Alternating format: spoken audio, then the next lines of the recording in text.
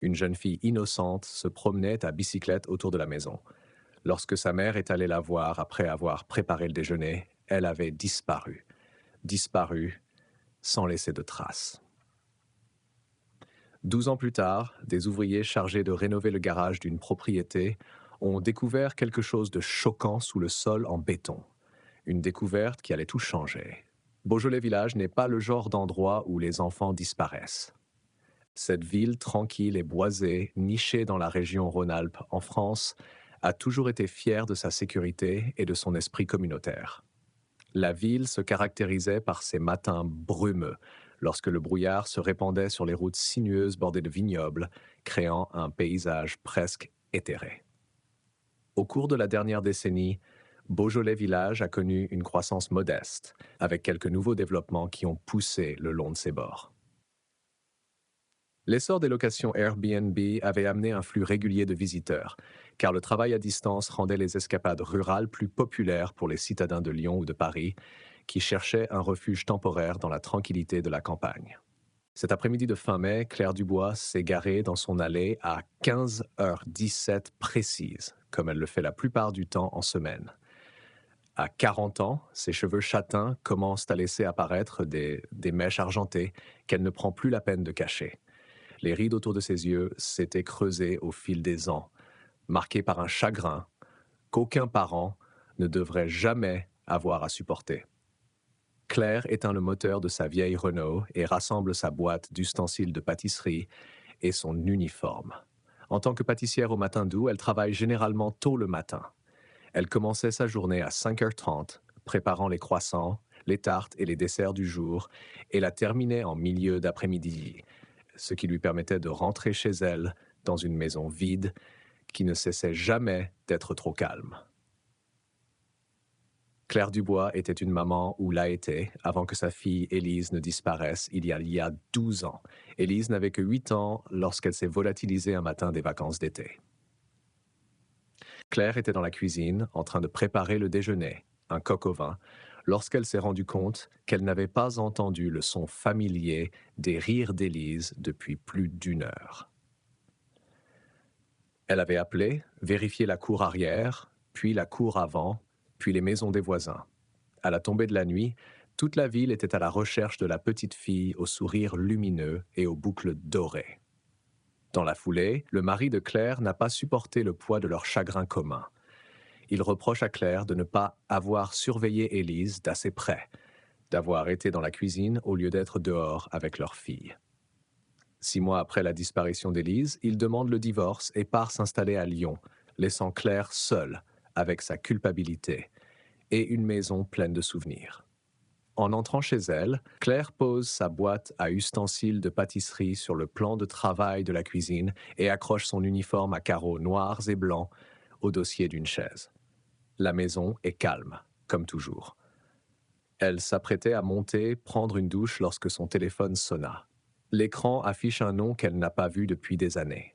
Capitaine Marc Lefebvre. Marc avait été l'enquêteur principal de la gendarmerie nationale sur l'affaire d'Élise. Au début, il appelait Claire tous les jours pour lui donner des nouvelles.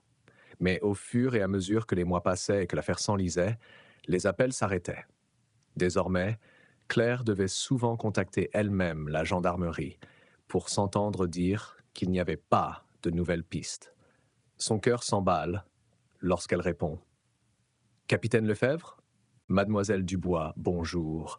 Sa voix était plus grave que dans son souvenir, peut-être vieillie par les années qui s'étaient écoulées depuis la dernière fois qu'ils s'étaient parlé. Vous êtes chez vous?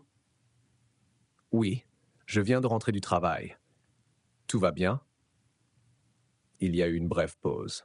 Il s'est passé quelque chose en rapport avec l'affaire d'Élise. C'est important. Est-ce que je peux passer vous parler en personne? La main de Claire se crispe sur le téléphone. La main de Claire se resserre autour du téléphone. Bien sûr, oui. Je vous en prie, venez. Je serai là dans un quart d'heure. Après avoir raccroché, Claire fit les 100 pas dans son salon, redressant les magazines qui n'avaient pas besoin d'être redressés, gonflant les oreillers qui n'étaient pas plats. Elle réfléchissait à toutes les possibilités qui s'offraient à elle. Avait-il trouvé Élise? S'agissait-il de ses restes? Quelqu'un avait-il avoué? L'incertitude était angoissante. Lorsqu'elle vit la camionnette de la gendarmerie s'arrêter devant sa maison par la fenêtre, Claire attendait déjà à la porte. Le capitaine Lefebvre en sortit, plus âgé que dans ses souvenirs. Ses cheveux bruns étaient maintenant parsemés de gris et il se tenait légèrement voûté, comme quelqu'un qui a passé trop d'années penché sur des dossiers. Mademoiselle Dubois, dit-il d'un signe de tête en s'approchant du porche. S'il vous plaît, appelez-moi Claire, dit-elle, une formalité qu'il répète à chaque fois qu'ils se rencontrent, bien qu'ils se connaissent depuis plus de 10 ans maintenant. Claire, corrigea-t-il. Merci de me recevoir si rapidement. Je vous en prie, entrez, dit-elle en s'écartant pour le laisser entrer, mais il reste en bas des marches du porche. En fait, je pense qu'il vaut mieux que vous veniez avec moi. Nous avons trouvé quelque chose, une preuve importante dans l'affaire d'Élise. Le souffle de Claire se bloqua dans sa gorge. Qu'est-ce que c'est? Nous avons trouvé le vélo d'Élise, dit-il, le visage sérieux. L'équipe médico-légale est en train d'enquêter sur l'endroit. Son vélo? Où? Comment? Les questions de Claire fusent. Il a été découvert dans une propriété Airbnb non loin d'ici. Le mieux serait que vous veniez avec moi pour que vous puissiez l'identifier et confirmer qu'il appartient à Élise. Claire n'hésite pas.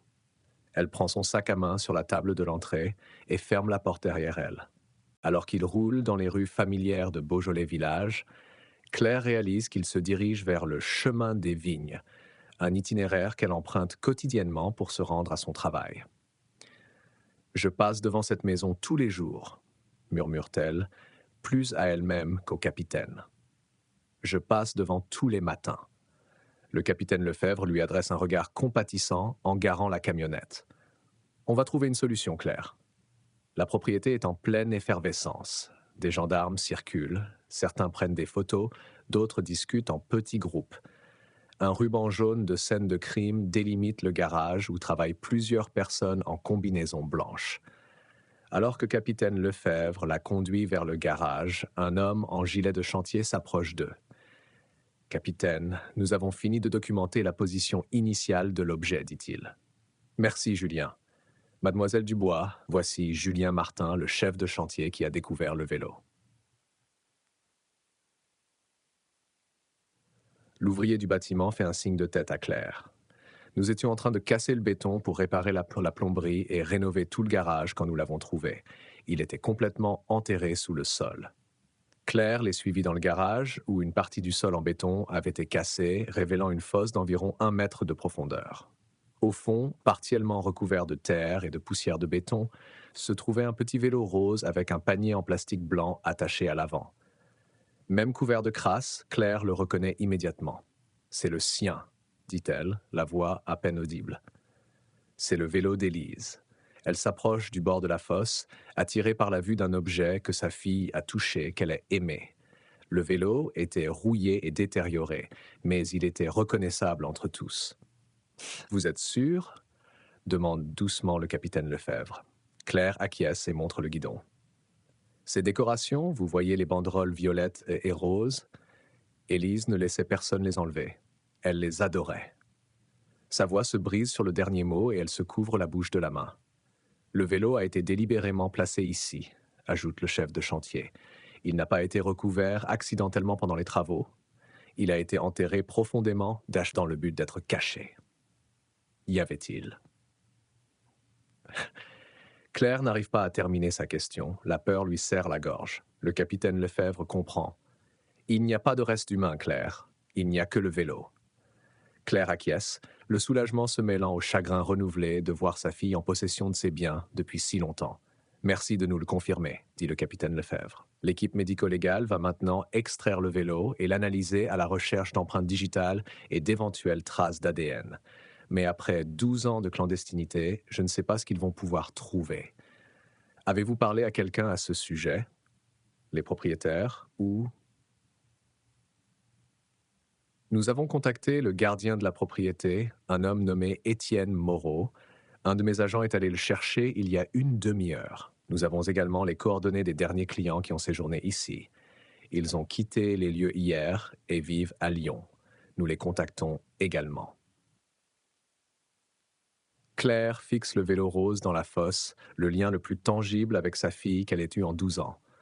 Pour la première fois depuis longtemps, elle a ressenti autre chose que la douleur sourde de la perte, une étincelle d'espoir. Claire s'est sentie ancrée sur place en observant le travail d'équipe médico-légale.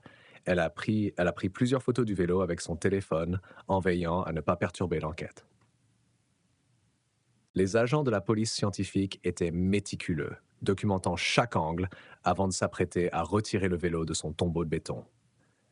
Nous allons traiter cette affaire avec le plus grand soin, assure une femme à Claire, remarquant son regard inquiet.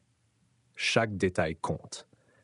Alors qu'ils poursuivent leur travail, le bruit des pneus sur le gravier annonce l'arrivée d'un autre véhicule de la gendarmerie. Par la porte ouverte du garage, Claire aperçoit deux officiers en uniforme qui escortent un homme d'un certain âge vers la maison. Il semblait avoir une cinquantaine d'années, avec des cheveux gris clairsemés et un visage usé par le temps. Sa posture était légèrement voûtée et il marchait d'un pas prudent, comme quelqu'un qui essaie de paraître plus petit qu'il ne l'est. « C'est Étienne Moreau, le gardien de la propriété », dit le capitaine Lefebvre en suivant le regard de Claire. Allons écouter ce qu'il a à nous dire. Ils sortent et se rendent à l'endroit où les officiers ont amené l'homme pour qu'il se tienne près du fourgon de gendarmerie. De près, Étienne Moreau avait l'air encore plus fatigué, avec des plis profonds autour de la bouche et des yeux qui se baladaient nerveusement entre le capitaine et Claire. « Monsieur Moreau, commença le capitaine Lefebvre, je suis le capitaine Marc Lefebvre, enquêteur principal dans l'affaire de la disparition d'Élise Dubois. Voici Claire Dubois, la mère d'Élise. » Étienne acquiesce avec raideur, sans croiser le regard de l'un ou l'autre. J'ai entendu dire qu'on avait trouvé quelque chose. Les officiers ne m'ont pas dit grand-chose, juste qu'il fallait que je vienne ici tout de suite. Nous avons découvert un vélo d'enfant enterré sous le sol en béton du garage, explique le capitaine Lefebvre. Il a été identifié comme appartenant à Élise Dubois, disparue il y a 12 ans à l'âge de 8 ans. Les yeux d'Étienne s'écarquillent. « Un vélo? Sous le béton ?» Sa voix s'élève légèrement. « Je ne sais rien de tout cela. Je ne suis que le concierge. Je m'occupe des invités et de l'entretien de la propriété, c'est tout. Mais je sais que le propriétaire a fait rénover son garage. Depuis combien de temps travaillez-vous comme concierge de cette propriété ?» demande le capitaine Lefebvre. « Une dizaine d'années maintenant, depuis que M. Dubois a décidé de la louer par le biais d'Airbnb. » « Et qui est M. Dubois ?» Étienne déplace son poids d'un pied à l'autre. « Victor Dubois, c'est le propriétaire. Il vit à Genève en Suisse maintenant, depuis des années. Il revient 1 ou 2 fois par an pour contrôler la propriété, mais sinon, il me fait confiance pour tout gérer. » Le capitaine Lefebvre maintient le contact visuel avec Étienne tout en poursuivant son interrogatoire. « Quand le plancher du garage a-t-il été rénové ou réparé pour la dernière fois ?»« Pas depuis que je suis ici, » répond Étienne. « La maison a été construite il y a environ 13 ans. Monsieur Dubois y a vécu quelques années avant de partir pour l'Europe. » Claire observe l'échange, essayant de lire le langage corporel d'Étienne. Il y avait quelque chose dans la façon dont il jetait des coups d'œil au garage, une nervosité qui semblait excessive, même dans les circonstances. La voix du capitaine Lefebvre se fait plus dure. « Monsieur Moreau, je vais être direct avec vous. Les principaux suspects dans cette affaire, à ce stade, sont les personnes qui ont eu un accès régulier à cette propriété, c'est-à-dire vous et le propriétaire. Pour un invité, enterrer un vélo sous du béton serait très inhabituel et difficile à réaliser. » Le visage d'Étienne rougit. « Vous pensez que j'ai quelque chose à voir avec ça? Je n'oserais pas faire une chose pareille. Je suis un gardien de propriété, pas un criminel. Je ne sais rien sur la disparition d'une fille ou d'un vélo. Nous aurons besoin des dossiers de tous les clients qui ont séjourné ici au fil des ans, dit l'un des officiers en uniforme. Étienne acquiesce rapidement. Bien sûr, je peux vous fournir tout cela. Cette propriété est l'une des plus appréciées de la région. Certains clients y sont restés pendant des mois, voire 1 an ou 2, surtout depuis que le travail à distance est devenu courant. J'ai tous les dossiers. Vous suggérez que le vélo a pu être enterré par un client de longue date, demande le capitaine Lefebvre, sceptique. Je ne suggère rien du tout, dit Étienne en levant les mains sur la défensive. Je dis simplement que je ne sais pas comment il est arrivé là. Pour ce que nous en savons, il aurait pu être là avant que je ne commence à travailler ici. Le capitaine Lefebvre échange un regard avec l'un de ses officiers qui sort une tablette et commence à pianoter sur l'écran. Au bout d'un moment, l'agent prend la parole. Selon les registres municipaux, cette propriété a été construite en 2010, environ un an avant la disparition d'Élise Dubois en 2011. Eh bien voilà, dit rapidement Étienne. Le vélo a dû être placé là pendant la construction avant que le béton ne soit coulé. Je ne travaillais même pas pour M. Dubois à l'époque. L'expression du capitaine Lefebvre reste impassible. Nous devrons parler à M. Dubois dès que possible. En attendant, M. Moreau, j'apprécierais que vous restiez en ville et que vous vous rendiez disponible pour d'autres interrogatoires. Étienne acquiesce vigoureusement. Bien sûr, capitaine. Je veux vous aider du mieux que je peux. Je vous donnerai toutes les informations dont vous avez besoin. Claire regarda le capitaine Lefebvre ordonner à ses officiers de se coordonner avec les forces de l'ordre internationales pour contacter Victor Dubois en Suisse. La propriété sera fouillée de fond en comble et tous les invités qui ont séjourné seront contactés et interrogés. Le capitaine Lefebvre se tourne vers Claire. Nous avons alerté les médias locaux de la découverte. Ils ne vont pas tarder à arriver. Voulez-vous faire une déclaration? Claire secoue la tête. Non, je ne pense pas que je puisse le faire maintenant. C'est trop. Je comprends tout à fait, lui a-t-il assuré. Je vais demander à un officier de vous raccompagner chez vous. Nous vous tiendrons au courant de tout ce que nous trouverons. Alors que Claire est raccompagnée vers un fourgon de gendarmerie, elle aperçoit des camionnettes de presse qui commencent à arriver, des reporters qui installent des caméras aux abords de la propriété. La vue du vélo d'Élise avait réveillé quelque chose en elle, un espoir désespéré qui sommeillait depuis des années. Mais cet espoir s'accompagnait de la peur d'être déçue, d'avoir le cœur brisé à nouveau. Pendant que le policier la ramenait chez elle, Claire regardait par la fenêtre les rues familières de Beaujolais village, les voyant d'un œil nouveau. Nouveau. Quelque part dans cette ville, il y avait peut-être des réponses à ce qui était arrivé à sa fille, et pour la première fois depuis 12 ans, elle avait l'impression qu'elle pourrait les trouver. De retour chez elle, Claire remercie le policier pour l'escorte et se rend directement dans sa chambre. Les événements de l'après-midi, la découverte du vélo d'Élise, l'interrogatoire d'Étienne Moreau, la reprise de l'enquête lui trottent dans la tête. Elle quitta ses vêtements de travail pour enfiler un pantalon de survêtement confortable et un vieux sweatshirt de la Sorbonne, puis se rendit pieds nus jusqu'à son bureau. La pièce qui avait été la chambre d'Élise avait été transformée en espace de travail il y a plusieurs années lorsque Claire n'avait plus supporté de passer la porte tous les jours et de voir les affaires de sa fille intactes, dans l'attente d'un retour qui n'arrivait jamais. Non. Les murs étaient désormais d'un beige neutre au lieu du jaune vif qu'Élise avait choisi, mais Claire avait gardé quelques dessins de sa fille encadrés au mur, ne voulant pas l'effacer complètement. Claire s'assit devant son ordinateur et se connecta au forum en ligne qu'elle fréquentait depuis une dizaine d'années. Enfants disparus soutien communauté. Le groupe était devenu une bouée de sauvetage pour elle au fil des ans, la mettant en contact avec d'autres parents qui comprenaient sa douleur et l'aidant à gérer les émotions complexes liées à la disparition d'un enfant. Ses mains tremblent légèrement alors qu'elle crée un nouveau message. Aujourd'hui, après 12 ans, les gendarmes ont retrouvé le vélo d'Élise enterré sous du béton dans le garage d'une location Airbnb en ville. Je passe devant cette maison tous les jours pour aller travailler. L'enquête se poursuit. Je me sens submergé par l'émotion. Mais je voulais donner des nouvelles à tous ceux qui me soutiennent depuis si longtemps. C'est peut-être le coup d'arrêt que nous attendions. Elle a joint l'une des photos qu'elle avait prises du vélo dans la fosse et a cliqué sur « Poster ». Presque immédiatement, des notifications ont commencé à s'afficher, les membres de la communauté répondant par des messages de soutien et d'espoir. Alors que Claire fait défiler les réponses, une notification apparaît pour ses messages privés. Elle a cliqué dessus, s'attendant à recevoir un message de l'un des modérateurs du forum ou d'un membre de longue date avec lequel elle s'était rapprochée. Au lieu de cela, ce qu'elle vit la fit sursauter de stupeur et d'horreur. Le message contenait une photo qu'elle reconnut comme une image qu'elle avait partagée sur le forum il y a des années, montrant Élise chevauchant son vélo rose devant leur maison.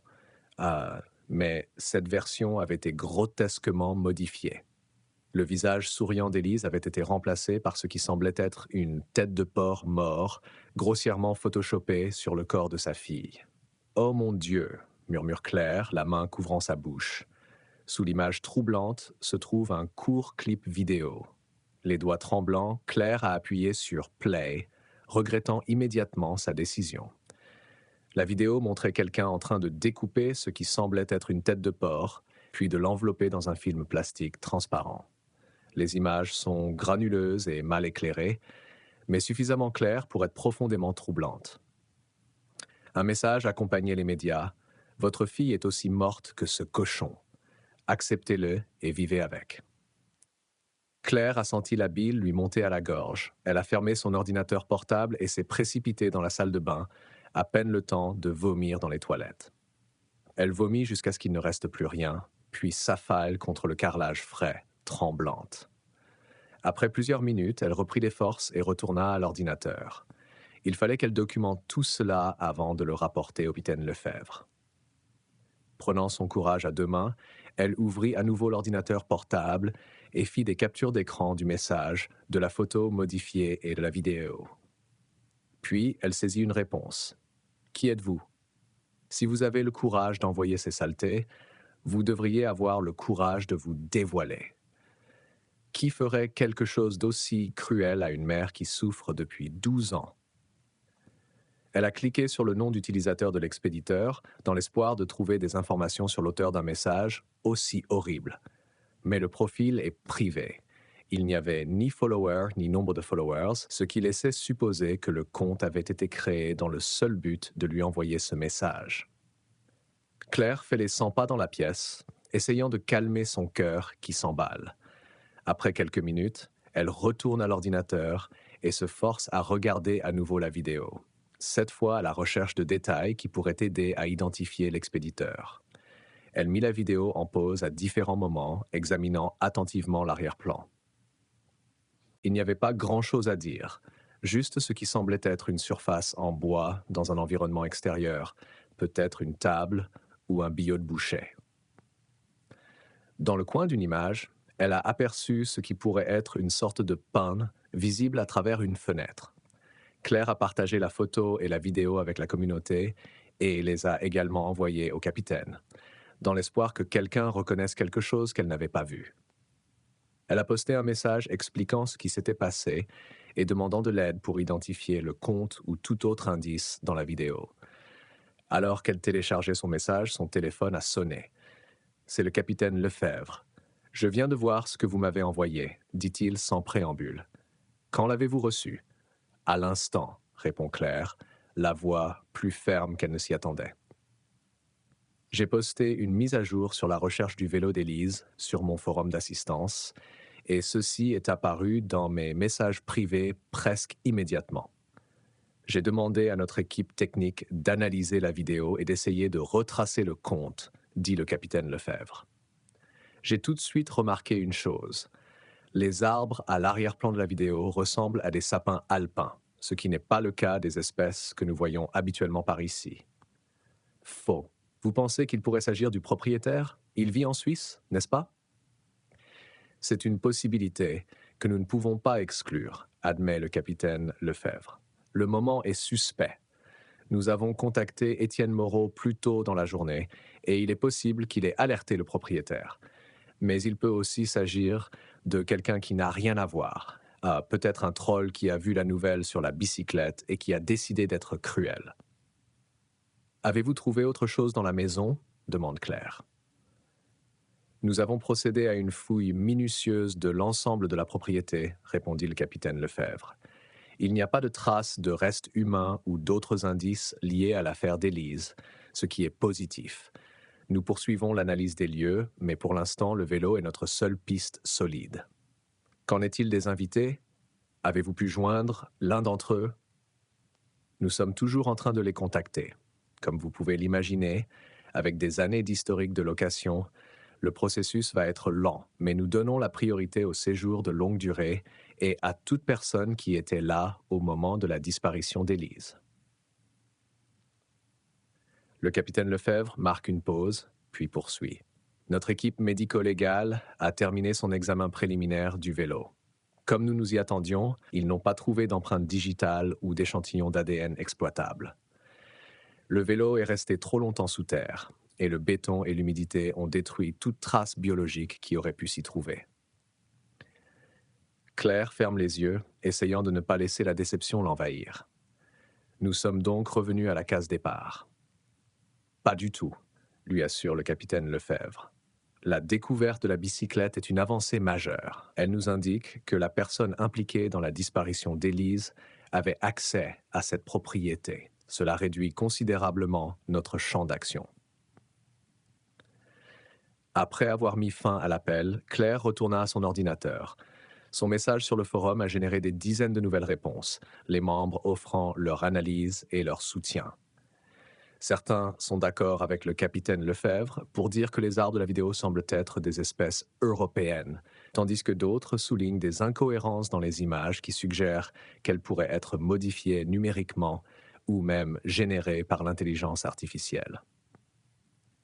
Claire a passé les heures suivantes à lire les commentaires et à y répondre, reconnaissante de la distraction et de l'expertise collective de la communauté. À chaque message de soutien, elle se sentait un peu plus forte, un peu plus capable d'affronter la suite de l'enquête. Mais en filigrane, un courant d'effroi s'est installé. Quelqu'un voulait qu'elle cesse de chercher Élise. Quelqu'un voulait lui faire croire que sa fille était morte. Et ce quelqu'un l'observait peut-être depuis des années, attendant le moment où l'espoir reviendrait pour l'anéantir une fois de plus. Le reste de la journée et de la soirée s'est déroulé dans le flou, Claire continuant à participer au forum en ligne. La communauté s'est mobilisée autour d'elle, lui offrant une analyse de la vidéo et de la photo troublante, ainsi qu'un soutien émotionnel. Les experts techniques du groupe ont examiné les séquences image par image. L'éclairage est incohérent d'une image à l'autre, a écrit un membre. Et il y a d'étranges artefacts sur les bords de la tête du cochon qui suggèrent une manipulation numérique. Je travaille dans le domaine de l'authentification vidéo, a commenté un autre membre. Cela me semble être un composite des images réelles de boucherie mélangées à des éléments générés par l'intelligence artificielle pour faire croire que cela s'est passé dans un endroit spécifique. Claire s'accroche à ses analyses techniques, préférant réfléchir à la mécanique de la vidéo plutôt qu'à son contenu horrifique ou à ce qu'elle pourrait signifier quant au sort d'Élise.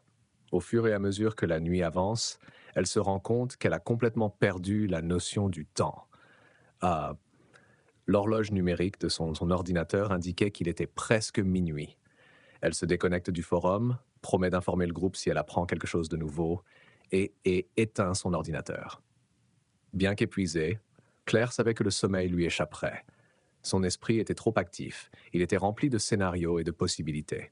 Malgré cela, elle s'astreint à sa routine nocturne, se laver le visage, se brosser les dents, se mettre en pyjama. Dans son lit, elle fixait le plafond, observant les ombres projetées par les phares des voitures qui passaient. Le vélo enfoui dans le béton, la photo troublante et modifiée, la vidéo de la tête de porc, l'attitude nerveuse d'Étienne Moreau, le propriétaire en Suisse, tout cela semblait ne pas pouvoir être une coïncidence. Claire changea de position, essayant de trouver un réconfort qui ne venait pas. Si l'expéditeur de ce message se trouvait en Europe, comme l'avait suggéré le capitaine Lefebvre, il était en sécurité à des milliers de kilomètres de là, caché derrière un écran, la tourmentant à distance. Mais pourquoi ? Qu'est-ce qui peut bien pousser quelqu'un à être aussi cruel envers une mère qui a déjà enduré la pire des souffrances ? Et que dire de ce dernier message ? Acceptez-le et vivez avec.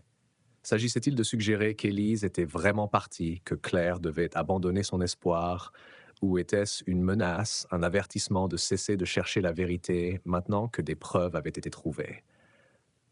Les heures passèrent et le sommeil continua à lui échapper. Claire regarde les chiffres numériques de son horloge de chevet changer. 1h17, 2h42, 3h28. À 4 heures, elle a complètement abandonné. C'est ridicule, marmonne-t-elle en allumant la lampe de chevet. Si elle ne pouvait pas dormir, elle pouvait au moins être productive. Claire sort du lit et enfile un jonc noir et un pull vert tendre. Elle rassemble sa boîte à ustensiles de pâtisserie, sa tenue de chef et son sac à main. Il n'était pas inhabituel pour elle d'arriver tôt au matin doux, bien que 4 heures du matin soit une heure extrême, même selon ses critères. Mais la propriétaire de la boulangerie, Margot, avait donné à Claire sa propre clé de la porte de derrière il y a des années, lui faisant entièrement confiance pour l'affaire qu'elle avait construite pendant 3 décennies.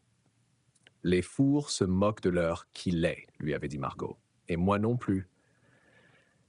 Tant que les pâtisseries sont bonnes. La boulangerie était devenue le sanctuaire de Claire dans les années qui avaient suivi la disparition d'Élise. Il y avait quelque chose de thérapeutique dans les mesures précises. Le travail physique du pétrissage de la pâte, la magie transformatrice de la chaleur qui transforme de simples ingrédients en quelque chose de magnifique. Dans la cuisine, Claire pouvait se concentrer sur la création de quelque chose de tangible, quelque chose qui apportait de la joie aux autres, alors qu'elle avait été incapable de protéger ce qui comptait le plus pour elle. Elle chargea ses provisions dans sa voiture et sortit de l'allée. Les rues de Beaujolais Village étaient désertes à cette heure-ci, le seul éclairage provenant d'un lampadaire occasionnel et de la faible lueur de l'aube qui commençait à éclairer le ciel de l'Est. Claire conduisit lentement, son esprit étant encore en train d'assimiler les événements de la veille. Peut-être qu'à la fin de son service, elle aurait des nouvelles du capitaine Lefebvre. Peut-être auraient-ils identifié l'expéditeur de cet horrible message ou trouvé sur la bicyclette des indices qui n'avaient pas été pris en compte au départ. Alors que Claire empruntait le chemin familier menant à la boulangerie, ses phares balayaient la route vide devant elle. La ville était silencieuse, la plupart des habitants n'étant pas encore réveillés depuis des heures. Elle suivit la rue sinueuse qui menait au centre-ville, ralentissant automatiquement à l'approche du virage près de la maison Airbnb où le vélo d'Élise avait été trouvé. Quelque chose attira son attention à l'approche de la propriété. Une lumière visible à travers les arbres provenant d'une des fenêtres de la maison. Claire fronce ses sourcils. Le capitaine Lefebvre lui avait dit que la propriété faisait l'objet d'une enquête et que personne ne devait s'y trouver. Sous ses yeux, la lumière s'éteint soudain, replongeant la maison dans l'obscurité. « C'est bizarre, se dit Claire. Les gendarmes ont peut-être laissé un agent pour surveiller les lieux, mais pourquoi allumer et éteindre la lumière à 4 heures du matin? D'instinct, Claire ralentit sa voiture et s'engagea dans le chemin privé qui menait à la maison. Elle roule prudemment, gardant ses phares allumés, mais s'approchant avec précaution. En se rapprochant, elle aperçoit une camionnette blanche garée à côté de la maison. Ce n'est pas un véhicule de la gendarmerie. Claire gara sa voiture un peu plus loin et éteignit le moteur. Elle hésite à appeler immédiatement le capitaine Lefebvre, mais décide d'aller voir de plus près. Si ce n'était rien, elle ne voulait pas le réveiller à cette heure-ci sans raison. Elle sortit tranquillement de sa voiture, fermant la portière en la poussant doucement plutôt qu'en la claquant. L'air de l'aube était frais et humide contre sa peau alors qu'elle se dirigeait vers la maison, restant près de la ligne des arbres pour se couvrir. Alors qu'elle s'approchait, Claire aperçut du mouvement à l'avant de la propriété. Une personne marchait rapidement de la maison vers la camionnette blanche. Étienne Moreau, le concierge. Même dans la pénombre, elle reconnut sa posture voûtée et sa démarche nerveuse. Étienne portait quelque chose, mais Claire ne pouvait pas distinguer ce que c'était à distance. Il plaça l'objet dans la camionnette et fit demi-tour vers la maison, puis se figea en entendant le bruit des pas de Claire sur le gravier de l'allée. « Qui est là ?» s'écria-t-il, la voix serrée par l'inquiétude. Claire hésita, puis s'avança vers la maison. Il était inutile de se cacher maintenant. « C'est Claire Dubois », dit-elle en se dirigeant vers lui. La mère d'Élise. Le visage d'Étienne était difficile à lire dans l'obscurité, mais son langage corporel en disait long. Ses épaules se crispent et il recule d'un demi-pas vers sa camionnette. « Que faites-vous ici à cette heure-ci » demanda-t-il, la voix tendue. « Je pourrais vous poser la même question » répond Claire en s'arrêtant à quelques mètres de lui. Je pensais que cette propriété était interdite d'accès pendant l'enquête. Je me rendais au travail en voiture et j'ai vu des lumières allumées. Étienne se déplace d'un pied sur l'autre. Monsieur Victor, Monsieur Dubois m'a demandé de récupérer des documents importants dans la maison, des papiers d'assurance et des relevés de propriété dont les gendarmes ont besoin pour leur enquête. Il a obtenu la permission que je les récupère. Claire l'étudie, remarque que ses yeux tournent autour d'elle, sans jamais se poser plus d'une seconde sur son visage. À 4 heures du matin, Monsieur Dubois est en Suisse. Il est déjà en milieu de matinée là-bas, dit rapidement Étienne. Il a appelé quand il s'est réveillé et qu'il a appris ce qui se passait. Les gendarmes avaient besoin de ces papiers tout de suite et je devais les obtenir le plus rapidement possible. L'explication semblait plausible, mais quelque chose dans les manières d'Étienne mettait Claire mal à l'aise. Il semble trop nerveux, trop désireux de justifier sa présence. Je ne fais que suivre les instructions de mon employeur, poursuit Étienne en se dirigeant vers le côté conducteur de sa camionnette. Il faut que je remette ces papiers à la gendarmerie tout de suite. Vous ne devriez pas vous attarder ici, mademoiselle Dubois. C'est une scène de crime. Claire acquiesce lentement. De toute façon, je vais dans la direction opposée, dit-elle en indiquant la route d'où elle venait. Je suis en route pour mon travail. Étienne acquiesce sèchement et monte dans sa camionnette.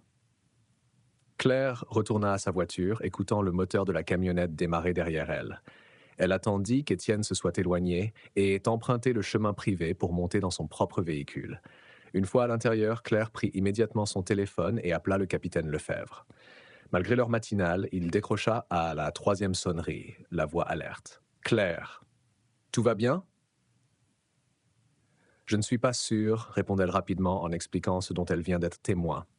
« Il a dit qu'il avait la permission d'entrer dans la maison ?»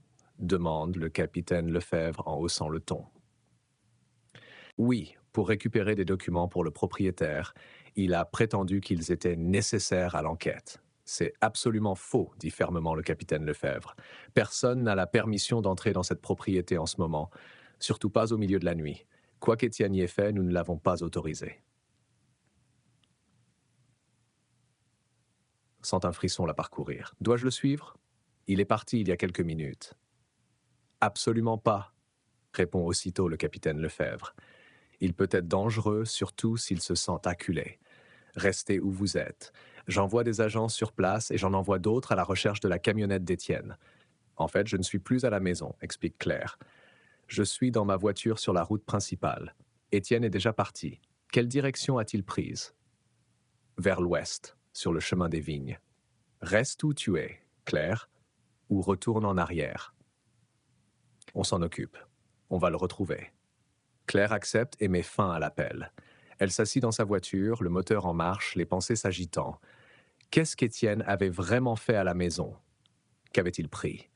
Et pourquoi à cette heure-ci, alors qu'il pensait que personne ne le verrait ? La réponse lui vint avec une clarté soudaine. Il était en train d'enlever une preuve, quelque chose qui le reliait à la disparition d'Élise, mais quelque chose qu'il ne pouvait pas risquer de voir découvert par les gendarmes.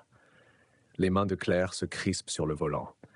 Elle avait promis au capitaine Lefebvre de ne pas suivre Étienne, mais quelque chose en elle, la mère qui avait perdu 12 ans à chercher des réponses, ne pouvait pas simplement s'en aller. Pas quand la vérité est si proche. Elle a mis sa voiture en marche et a tourné vers l'ouest sur le chemin des vignes, en suivant le chemin emprunté par la camionnette d'Étienne. Elle garderait ses distances, se dit-elle. Elle ne l'affronterait pas. Elle se contenterait de voir où il allait. Et cette route pouvait aussi mener au matin doux. Claire continua à rouler vers l'ouest sur le chemin des vignes, tout en surveillant attentivement la camionnette blanche d'Étienne. La route serpente à travers une forêt dense, avec peu de maisons et encore moins de lampadaires. Dans l'obscurité de l'aube, Claire comptait beaucoup sur ses phares pour naviguer dans les courbes et les creux de la chaussée. Elle n'essayait pas de rattraper Étienne, elle préférait même garder une distance de sécurité. Son but était simplement de découvrir où il allait, ce qu'il faisait avec ce qu'il avait pris dans la maison. Claire vérifie sur son GPS qu'elle est toujours sur le bon chemin. Le chemin des vignes était relativement droit sur plusieurs kilomètres, même s'il tournait et tournait à travers la forêt. D'après la carte, si elle continuait à suivre ce chemin, elle finirait par rejoindre l'avenue des Chênes, qui la ramènerait en ville par l'ouest, non loin de l'endroit où se trouvait le matin doux. Cette constatation lui apporta un certain réconfort. Elle ne s'éloignait pas complètement de son chemin. Elle pourrait encore arriver à l'heure au travail si ce détour ne prenait pas trop de temps. Après avoir roulé pendant une dizaine de minutes, Claire commença à s'inquiéter d'avoir manqué la camionnette d'Étienne ou qu'il ait tourné sur une route secondaire qu'elle n'avait pas remarquée. Mais alors qu'elle envisage de faire demi-tour, elle aperçoit une camionnette blanche garée sur l'accotement, partiellement cachée par les arbres. Claire ralentit immédiatement, puis se rangea elle-même, s'arrêtant beaucoup plus loin et éteignant ses phares. Elle ne veut pas qu'Étienne se rende compte qu'il est suivi. À cette distance, elle pouvait juste distinguer la silhouette de la camionnette dans la lumière naissante de l'aube. Incertaine de la marche à suivre, Claire décida de baisser sa vitre, espérant entendre des bruits qui pourraient lui donner un indice sur ce que faisait Étienne. En baissant la vitre, elle perçoit une légère odeur de fumée, âcre et chimique, qui n'a rien à voir avec l'arôme agréable d'un feu de camp. Claire jeta un coup d'œil à travers les arbres et vit de minces volutes de fumée noire s'élever de la forêt, non loin de l'endroit où Étienne s'était garé. Il était en train de brûler quelque chose. Elle réfléchit à ce qu'elle allait faire. Devrait-elle appeler le capitaine Lefebvre maintenant? Mais que lui dirait-elle exactement? Qu'Étienne s'est arrêté et qu'il est peut-être en train de brûler quelque chose dans les bois? Ce n'était pas grand-chose, et le temps que les gendarmes arrivent, Étienne pourrait être parti depuis longtemps. Alors que Claire réfléchit à ses options, elle aperçoit du mouvement près de la camionnette. Étienne émergea des arbres portant ce qui semblait être un tonneau en métal. Même à cette distance, Claire pouvait voir qu'il s'agissait d'un tonneau de brûlage, le genre de tonneau utilisé pour contenir les incendies en toute sécurité lors du brûlage des déchets de jardin. Étienne charge le tonneau à l'arrière de sa camionnette, les gestes pressés et inquiets. Il ne cesse de jeter des coups d'œil autour de lui, visiblement inquiet d'être vu. Claire s'enfonce dans son siège, mais elle est suffisamment éloignée et cachée par les arbres pour qu'Étienne ne montre aucun signe de l'avoir repéré. Une fois le tonneau sécurisé, Étienne s'installa rapidement sur le siège du conducteur de sa camionnette et démarra le moteur. Claire vit ses phares s'allumer et il s'engagea à nouveau sur la route en direction de l'ouest. Claire attendit que la camionnette d'Étienne ait disparu au détour d'un virage pour redémarrer sa voiture et la suivre en gardant une plus grande distance. Elle tente de rappeler le capitaine Lefebvre, mais le signal dans cette zone est faible. Une seule barre s'affiche sur son téléphone. Lorsque le capitaine répondit, sa voix était cassée et statique. « Claire, t'entends? » Où? Étienne s'est arrêté dans les bois, dit Claire à voix haute, espérant que le signal s'améliore. Il brûlait quelque chose dans un tonneau. Maintenant, il roule à nouveau vers l'ouest sur le chemin des vignes. Ne le suivez pas. Dangereux, la police arrive. Je ne vous entends pas bien, répond Claire. J'essaierai d'appeler à nouveau quand j'aurai un meilleur signal. Elle mit fin à l'appel, frustrée par la mauvaise connexion, mais déterminée à ne pas perdre Étienne de vue. Quoi qu'il fasse, c'était suffisamment suspect pour qu'il éprouve le besoin de le faire secrètement aux petites heures du matin. Et compte tenu du moment, quelques heures seulement après la découverte du vélo d'Élise, Claire ne pouvait s'empêcher de penser que c'était lié à l'affaire de sa fille. La route continua de serpenter à travers la forêt pendant plusieurs kilomètres avant que Claire ne remarque que la camionnette d'Étienne ralentissait devant elle. Il tourna sur une petite route secondaire que Claire aurait pu manquer si elle n'avait pas regardé attentivement. Elle passa le virage, puis s'arrêta lorsqu'elle fut hors de vue. En consultant son GPS, Claire vit que la petite route menait à un petit quartier résidentiel, l'allée des Pins murmurant. Un cul-de-sac avec seulement une poignée de maisons éloignées les unes des autres. C'est sûrement là qu'habite Étienne. Claire attendit quelques minutes, puis revint lentement vers le virage. Elle le prit avec précaution en gardant ses phares éteints et en avançant au pas pour minimiser le bruit. Le chemin était étroit et densément boisé de part et d'autre, ce qui lui assurait une bonne couverture à mesure qu'elle avançait. Après environ 400 mètres, les arbres s'éclaircirent, révélant une petite clairière avec plusieurs maisons en retrait de la route. Claire se gara à la lisière de la forêt, là où sa voiture serait moins visible, et utilisa l'appareil photo de son téléphone pour zoomer sur la scène. La camionnette d'Étienne est garée devant une modeste maison de plain-pied au bardage bleu usé par le temps. Elle l'a regardé décharger le tonneau de sa camionnette et le transporter sur le côté de la maison, disparaissant temporairement de son champ de vision.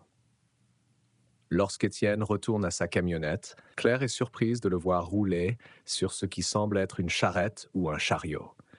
Il était difficile de distinguer les détails à cette distance, mais l'objet était nettement rouge. Un chariot d'incendie, réalisa-t-elle en sursaut, le genre utilisé pour transporter des objets dans des installations industrielles ou des entrepôts. Étienne gara le chariot à côté de la camionnette, dont la porte était déjà ouverte, et souleva un objet lourd du chariot pour le placer dans le véhicule. Ensuite, il a fait rouler le chariot jusqu'à l'intérieur de la maison. Il disparut pendant un bon moment, laissant Claire se demander ce qu'il pouvait bien faire pour avoir besoin d'un tel équipement. Elle vérifia à nouveau son téléphone, espérant que le signal s'était amélioré, mais il n'affichait toujours qu'une seule barre. Elle essaya tout de même d'appeler le capitaine Lefebvre. « Capitaine, je suis sur l'allée des Pins murmurant, » dit-elle dès qu'il répondit, en parlant clairement et en espérant qu'il l'entende. « Étienne habite ici.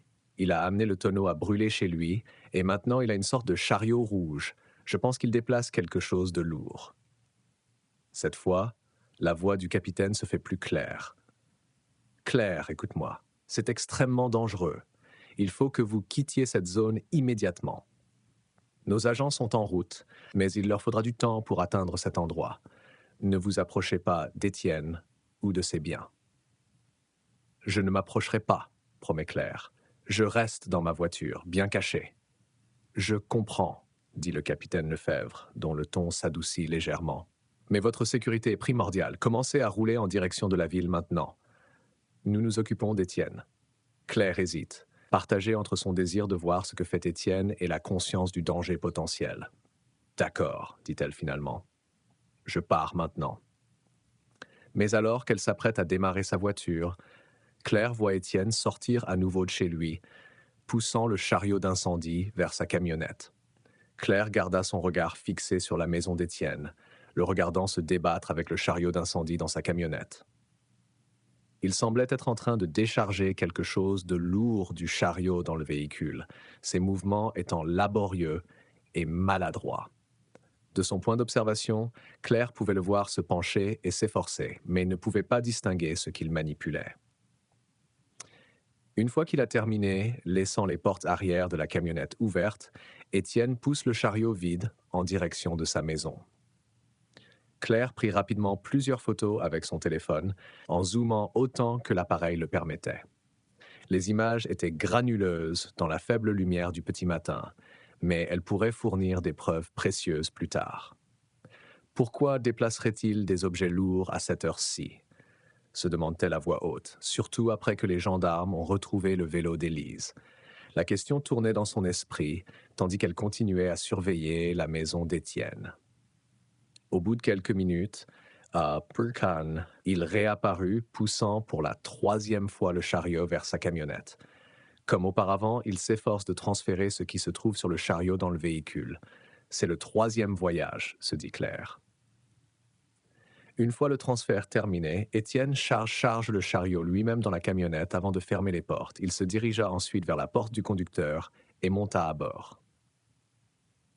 Elle vérifie à nouveau le signal de son téléphone et appelle le capitaine Lefebvre en parlant à voix basse, malgré la distance qui la sépare de la propriété d'Étienne.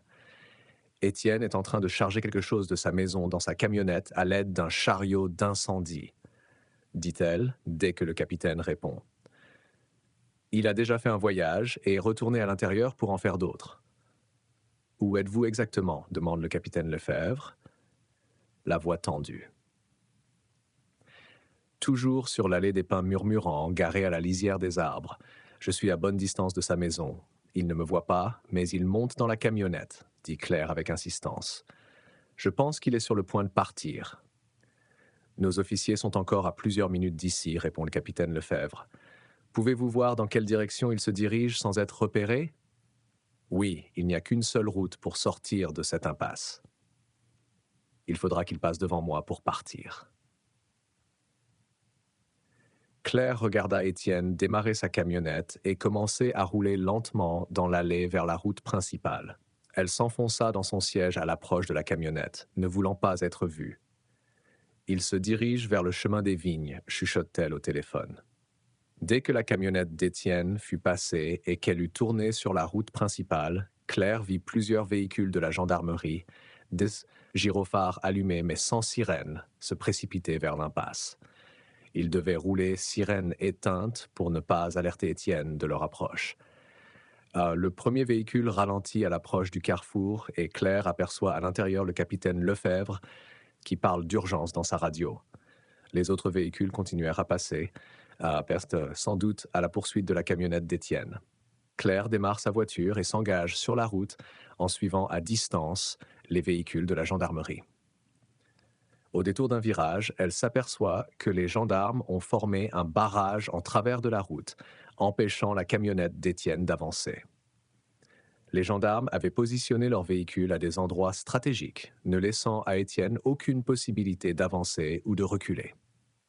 Claire a garé sa voiture à bonne distance et a regardé les agents s'approcher de la camionnette d'Étienne, arme dégainée, en lui ordonnant de sortir du véhicule, les mains visibles. Étienne s'exécute et sort lentement, le visage résigné. Le capitaine Lefebvre s'est approché une fois Étienne sécurisé et menotté. 2 agents restent avec le suspect tandis que d'autres se dirigent vers l'arrière de la camionnette. De leurs mains gantées, ils ouvrent les portes arrière. Claire ne pouvait pas voir ce qu'il y avait à l'intérieur depuis sa position, mais elle vit les réactions des officiers. Le choc suivi d'une activité urgente. Le capitaine Lefebvre parle rapidement dans sa radio et en quelques minutes, une ambulance arrive sur les lieux, ses lumières clignotant contre les arbres. Incapable de contenir plus longtemps sa curiosité et son inquiétude, Claire sort de sa voiture et se dirige vers le lieu de l'accident. Un agent en uniforme s'apprête à l'intercepter, mais le capitaine Lefebvre l'aperçoit et lui fait signe de passer. « Qu'avez-vous trouvé » demande Claire en s'approchant du capitaine. L'expression du capitaine Lefebvre était sombre. « Vous devriez vous préparer, Claire. C'est difficile. » Il la conduit à l'arrière de la camionnette, où des agents sortent avec précaution ce qui semble être des housses mortuaires noires. Il y en avait 3, chacun contenant une forme humaine. « Ils sont vivants », dit rapidement le capitaine Lefebvre, voyant l'horreur sur le visage de Claire. « Ils sont tous les 3 vivants. Ils sont sous sédatifs. Mais ils respirent. » Ah. Claire fixe les sacs mortuaires, son esprit ayant du mal à assimiler ce qu'elle voit. « Est-ce que l'un d'entre eux est Élise ?» murmura-t-elle. Avant que le capitaine Lefebvre ne puisse répondre, l'un des techniciens médicaux ouvrit soigneusement le premier sac, révélant la silhouette d'une jeune femme aux cheveux blonds pâles. Bien que les traits soient ceux d'une adulte et non ceux de l'enfant de 8 ans dont Claire se souvenait, le visage de sa fille ne pouvait être confondu. « Élise » souffla Claire, ses jambes se dérobant presque sous elle. Le capitaine Lefebvre lui attrapa le bras, la stabilisant. « Il faut les emmener à l'hôpital immédiatement », annonce un secouriste. « Ils sont stables, mais fortement drogués. » Claire regarda, stupéfaite, l'équipe médicale transférer avec précaution les 3 sacs mortuaires sur des brancards et les charger dans l'ambulance qui attendait, Élise et 2 autres jeunes femmes, toutes inconscientes, mais vivantes. De l'autre côté de la route, Étienne est menotté par 2 officiers. Lorsqu'il vit Claire le regarder, son visage se contorsionna de rage. « Tu aurais dû l'accepter », lui crie-t-il. « Elle est morte pour moi et elle le serait pour toi aussi si tu n'étais pas intervenu. » Claire fait un pas vers lui, la colère l'envahissant. « Comment as-tu pu ?» demanda-t-elle. « Comment as-tu pu me l'enlever? Ce n'était qu'une enfant. » Étienne crache sur le sol, ses yeux s'embrasent d'une haine tordue. « Tu aurais dû t'en accommoder », grogna-t-il. « Cela suffit. interrompit le capitaine Lefebvre en faisant signe aux officiers d'emmener Étienne. Ils le conduisent vers un véhicule de la gendarmerie et l'installent sur la banquette arrière. « J'ai reconnu cette phrase, dit Claire, la voix tremblante. C'est le même message que j'ai reçu sur Internet. Votre fille est aussi morte que ce cochon. Acceptez-les et vivez avec. C'était lui. Il m'a envoyé cet horrible message et cette vidéo. Nous ajouterons cela aux charges, lui a assuré le capitaine Lefebvre. Pour l'instant, la priorité est d'obtenir des soins médicaux pour ces femmes. Voulez-vous monter dans l'ambulance avec Élise ? Claire acquiesce, incapable de parler à cause de sa gorge serrée. Après 12 ans de recherche, d'espoir, contre toute attente, sa fille était en vie. Changée, grandie, traumatisée au-delà de l'imaginable, mais vivante. En montant dans l'ambulance à côté de la civière d'Élise, Claire prend doucement la main de sa fille. Elle était plus grande que dans ses souvenirs, les doigts plus longs, les ongles bien taillés mais non polis. Ce n'était pas la main de la petite fille de 8 ans qui était partie sur son vélo rose, mais la main d'une jeune femme qui avait enduré des horreurs inimaginables. « Je suis là, Élise », chuchote Claire en la serrant doucement. « Je n'ai jamais cessé de te chercher. Je n'ai jamais abandonné. » Lorsque les portes de l'ambulance se sont refermées et que le véhicule s'est mis en route, Claire s'est accrochée à la main de sa fille, se jurant de ne plus jamais la lâcher. L'ambulance fonce dans les rues matinales de Beaujolais Village, sa sirène fendant l'aube silencieuse. Claire est assise à côté du brancard d'Élise, tenant la main de sa fille et étudiant son visage. Un visage qui a mûri, passant de l'enfant aux joues rondes de ses souvenirs à une jeune femme de 20 ans. Les traits d'Élise sont paisibles dans l'inconscience. Sa respiration est régulière. L'ambulancier avait assuré à Claire que ses signes vitaux étaient stables, bien qu'il ne connaîtrait pas l'étendue de son état avant qu'il n'atteigne l'hôpital et que les médecins puissent procéder à une évaluation appropriée. Combien de temps va-t-elle rester inconsciente ? Claire demande à l'ambulancier qui surveille les signes vitaux d'Élise. Difficile à dire sans savoir exactement ce qu'on lui a administré, répondit l'ambulancier. Mais à en juger par ses réactions aux stimuli, je m'attends à ce qu'elle commence à se réveiller d'ici quelques heures, une fois que les effets des médicaments commenceront à se dissiper. L'ambulance s'arrête à l'entrée des urgences de l'hôpital mémorial de Beaujolais, où une équipe médicale attend. Les portes s'ouvrent et le brancard d'Élise est rapidement déchargé et transporté à l'intérieur du bâtiment, suivi de près par Claire. Nous allons l'emmener dans la salle de traumatologie 2, indique un médecin en blouse bleue. Les 2 autres victimes sont dans les salles 1 et 3. Claire a écouté l'ambulancier informer le personnel de l'hôpital de l'état d'Élise, transmettre ses signes vitaux et ses observations pendant le transport.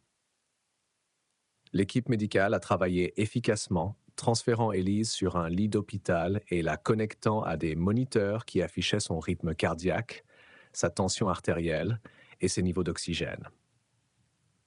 Elle attendit dehors jusqu'à ce qu'une infirmière s'approche et touche doucement le bras de Claire. « Mademoiselle Dubois, les gendarmes voudraient vous parler. » Claire suivit l'infirmière jusqu'à une salle d'attente privée où le capitaine Lefebvre l'attendait déjà.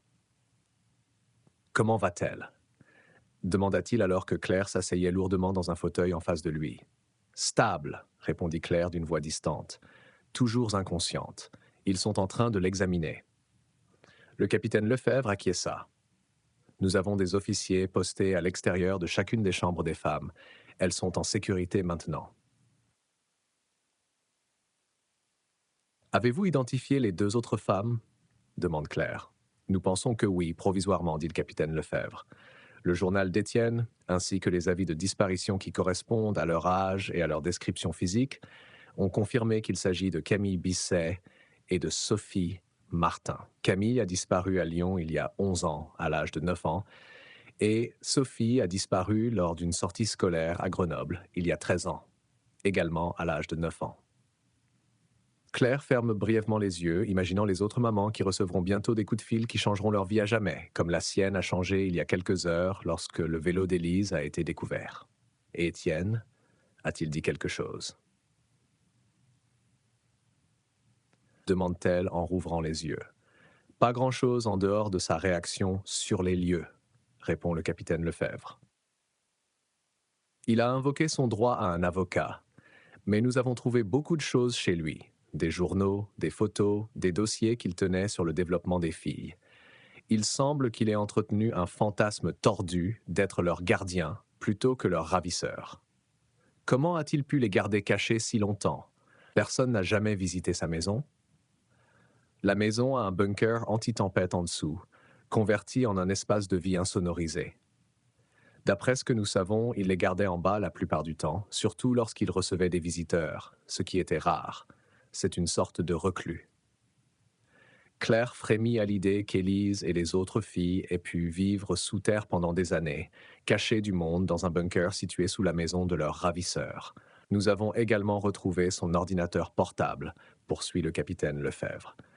Notre équipe technique a confirmé que c'est lui qui vous a envoyé cette photo et cette vidéo manipulée. Il a créé un nouveau compte à cette fin. La vidéo a été, comme certains membres de votre forum l'ont soupçonné, modifiée numériquement à l'aide de l'IA pour faire croire qu'elle a été filmée en Europe. Pour jeter la suspicion sur le propriétaire des lieux, réalise Claire. Exactement. Il essayait de détourner l'attention de lui-même. Nous sommes en contact avec les autorités suisses. Elles ont interrogé M. Dubois. Il admet avoir commandé la rénovation, mais ni avoir eu connaissance de cette situation. Cela dit, nous continuerons à enquêter sur son éventuelle implication. Un médecin entre dans la salle d'attente. Mademoiselle Dubois, je suis le docteur Laurent. J'ai terminé l'examen initial de votre fille. Claire se lève rapidement. Comment va-t-elle? Est-elle réveillée? Pas encore, mais elle montre des signes de sortie de sédation. Son état physique est remarquablement bon compte tenu des circonstances. Elle est sous-alimentée, mais pas trop, et nous n'avons trouvé aucun signe de traumatisme physique en dehors de quelques vieilles fractures cicatrisées au bras gauche et à la cheville droite. Qu'en est-il des abus sexuels? Claire se force à poser la question qui la hante depuis la découverte d'Élise. L'expression du docteur Laurent reste soigneusement neutre. Nous n'avons trouvé aucune preuve d'agression ou d'abus sexuels. D'après ce que les 3 femmes nous ont dit, Étienne Moreau entretenait avec elles une relation qu'il qualifiait de paternelle. C'était une relation de contrôle et d'abus psychologiques, mais pas de nature sexuelle. Le soulagement ressenti par Claire à l'annonce de cette nouvelle est immense. Même si le traumatisme psychologique lié à la captivité d'Élise prendrait des années à guérir, le fait de savoir qu'elle avait été épargnée par cette horreur particulière lui apparaissait comme une petite miséricorde. « Quand pourrais-je la revoir ?» demande Claire. « Vous pouvez y aller maintenant si vous le souhaitez.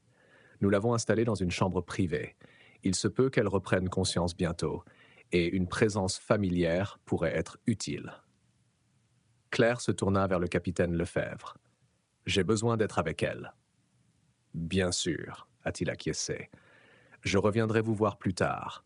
Nous aurons besoin des déclarations des 3 femmes lorsqu'elles seront en mesure de le faire, mais cela peut attendre qu'elles soient médicalement autorisées. » Claire suivit le docteur Laurent dans les couloirs de l'hôpital jusqu'à une pièce où un officier en uniforme montait la garde à l'extérieur.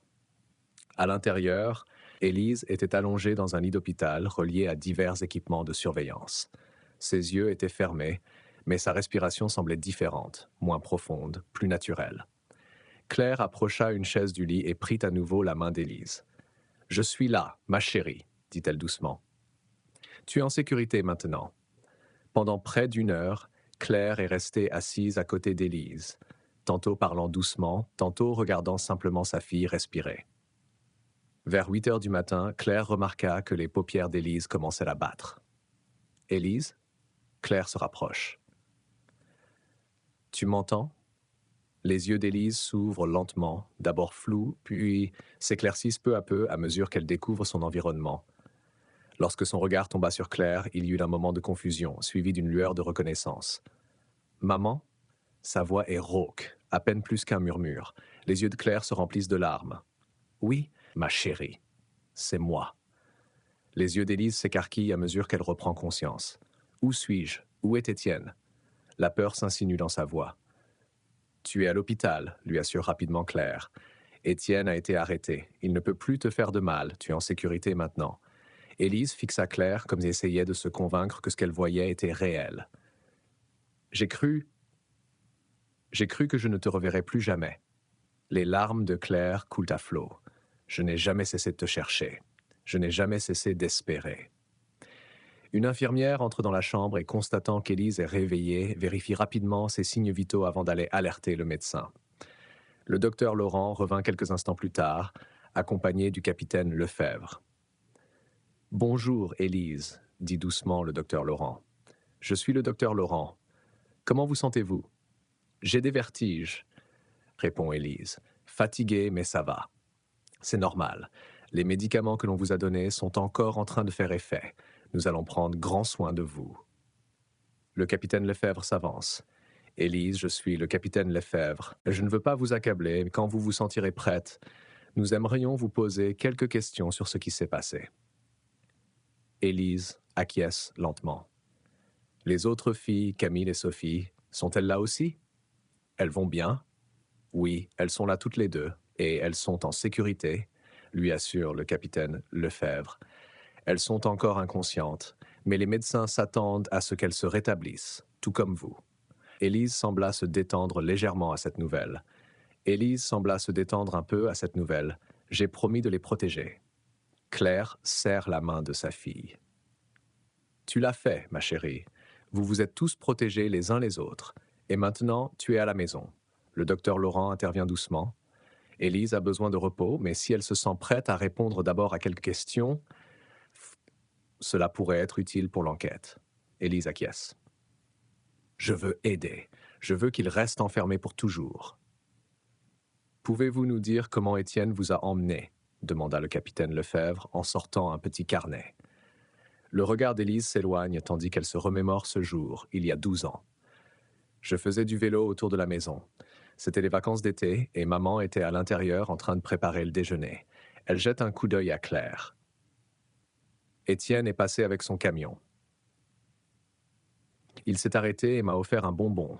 Puis, il m'a demandé si je voulais voir sa chatte qui venait d'avoir des chatons. Claire ferma brièvement les yeux, imaginant la scène. Sa fille brillante et confiante, attirée par une tactique de prédateur aussi banale.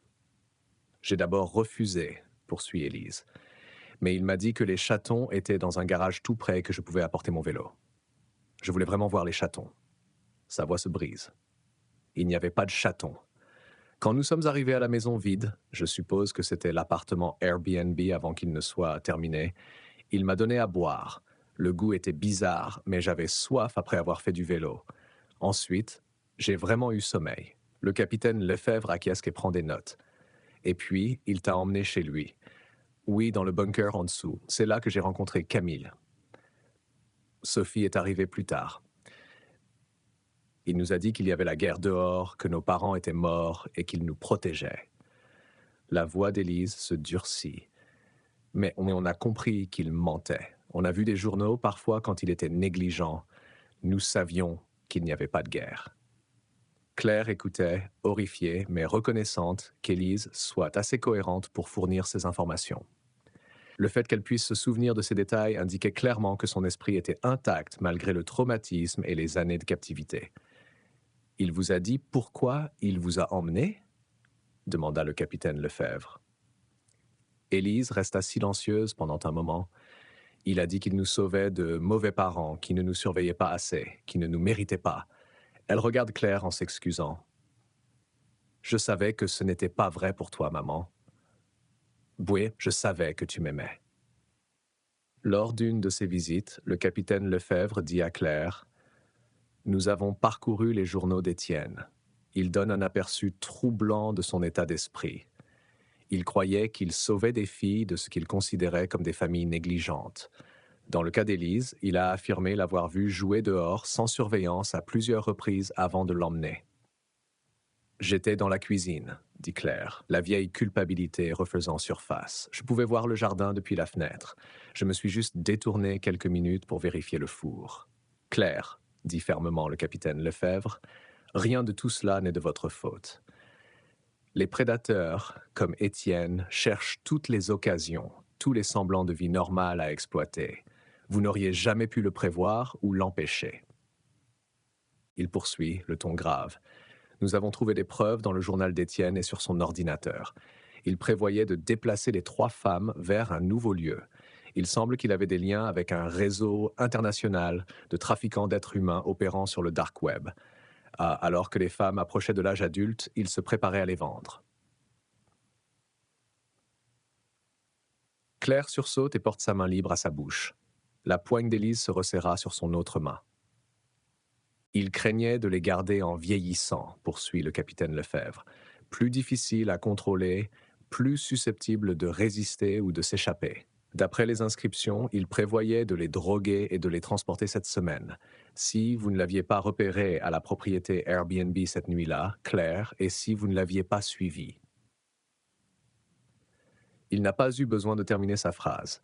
Si Claire n'avait pas été incapable de dormir, si elle n'avait pas décidé d'aller travailler plus tôt, si elle n'avait pas remarqué la lumière dans la maison et enquêté, Élise et les autres femmes auraient pu disparaître à nouveau. Cette fois, peut-être, pour toujours. Le capitaine Lefebvre hocha la tête d'un air sombre. « Je suis désolé, Élise, mais vous êtes en sécurité maintenant, et ce que vous avez pu nous dire nous aide à démanteler toute cette opération. Vous contribuez à sauver d'autres victimes potentielles. » Élise se redressa dans son lit d'hôpital, la mâchoire serrée dans une détermination qui rappelait tellement à Claire l'enfant têtu de 8 ans qu'elle avait été. « C'est bien. Je veux aider. Je veux faire tout ce que je peux pour que personne d'autre ne vive ce que nous avons vécu. » Claire est fière de la force et de la compassion de sa fille, même après tout ce qu'elle a enduré. « Il y a encore une chose, » dit le capitaine Lefebvre. Nous avons pu confirmer, grâce au dossier d'Étienne et au témoignage de M. Dubois, qu'Étienne a effectivement participé à la construction de la propriété Airbnb avant d'en devenir officiellement le gardien. Il connaissait M. Dubois dans le cadre d'un emploi précédent et a participé à la conception de la maison. Il était présent pendant la phase de construction et avait accès au site avant que le béton ne soit coulé dans le garage. Il a donc enterré le vélo, conclut Claire, pour cacher les preuves. Exactement. M. Dubois semble ne pas avoir eu connaissance des crimes d'Étienne. Il coopère pleinement à l'enquête, tant ici qu'en Suisse. Le capitaine Lefebvre posa encore quelques questions délicates avant que le docteur Laurent ne suggère à Élise de se reposer. Le capitaine remercie Élise et lui promet de passer la voir plus tard avant de quitter la pièce. Restée seule avec sa fille, Claire caresse doucement les cheveux d'Élise. « Dors un peu, ma chérie. Je serai là quand tu te réveilleras, je te le promets. » Les yeux d'Élise se ferment déjà, les médicaments encore présents dans son organisme l'empêchant de rester éveillée. « Ne pars pas, » murmura-t-elle. « Plus jamais, » promet Claire en s'installant dans le fauteuil à côté du lit. « Je reste ici. » Tandis qu'Élise se rendormait, Claire observait le visage de sa fille, s'émerveillant du miracle que représentait le fait de l'avoir retrouvée. Quels que soient les défis à venir, le rétablissement psychologique, l'adaptation à un monde qui avait continué sans elle pendant 12 ans, les poursuites judiciaires contre Étienne, elle les relèverait ensemble. Après 12 ans d'obscurité, la lumière était enfin revenue dans la vie de Claire. Finalement, ce n'est pas la découverte d'un vélo enterré qui a ramené Élise à la maison. C'est le refus d'une mère d'abandonner, le dévouement d'un capitaine à une affaire classée, la volonté d'une fille de survivre et les innombrables petites décisions qui ont conduit Claire à passer devant la maison Airbnb exactement au bon moment en ce matin fatidique. Certains parleraient de coïncidence. Claire préférait penser que l'univers avait enfin réparé ce qui avait si mal tourné 12 ans plus tôt. Quoi qu'il en soit, elle était reconnaissante pour chaque moment, chaque défi, chaque triomphe qui accompagnait le retour de sa fille à la maison. Après 12 ans d'obscurité, elles avaient retrouvé le chemin de la lumière, ensemble.